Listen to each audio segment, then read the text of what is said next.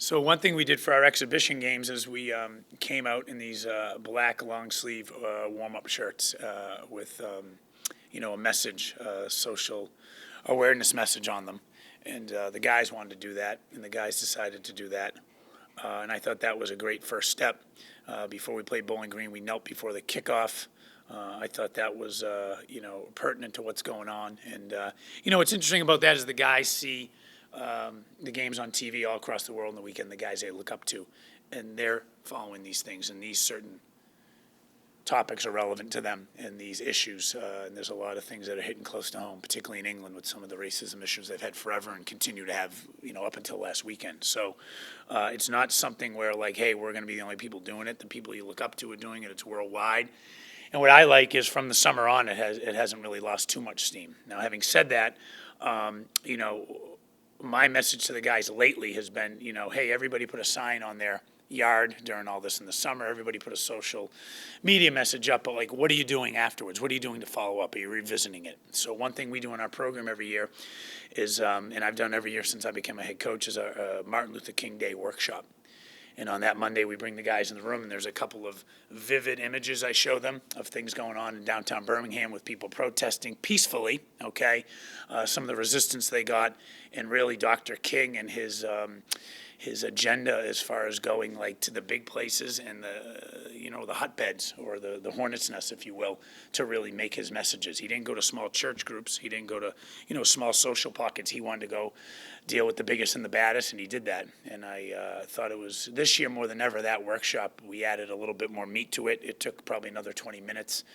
Certainly had more dimensions, and I was part of our guys and part of our program for continuing that. So with that, I tell our guys to be role models on campus as far as there's no racism in our program. It knows no boundaries. And one of my favorite things is our program is a worldwide program. There's guys from all over the world, a lot of great stories. We have one guy right now who is a refugee from Africa. We had another guy, Derrick Otim, who I'll talk about in a little bit, whose family fled during the Civil War. And we have guys from all over the world, and I think they're a family and they're brothers, and I think that's special. So, with regards to that, to wrap it up, I think perspective is important for these kids, I think, but it's also an attitude and it's a way of life. You can't just say you want to do something. You have to actually do it. You have to, act it out. You have to walk the walk. And I think a lot of eyes are on us all the time on this campus and certainly in the community as far as what we do. And it's always been academics. It's always been etiquette.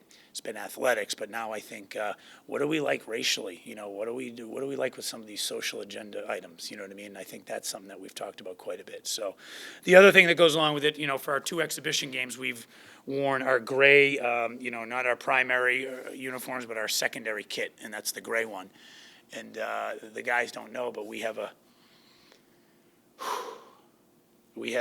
patch on our primary kits that we'll wear on Friday and from then on for, it says Dell 11. And that's for Derrick Dell, who passed away on July 3rd on a Friday afternoon last summer, as everybody knows, in a drowning accident. And, that has not been forgotten by anyone.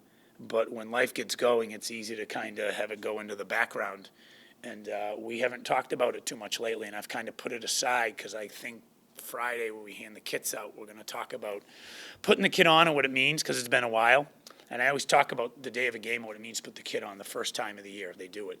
But this year will be different, and that's going to be there at least for the next couple of years. And that's something our guys wanted to do, and I think it's going to be profound. And certainly the interesting thing about Dell is we're going to play for Dell. We're not going to forget Dell. But I also think Dell was African-American. And I think when he passed away, if you saw the parents, the siblings of our players, the coaches, my own girls, my daughter 2 nights ago was laying in bed crying, says, "Dad, I miss Dell."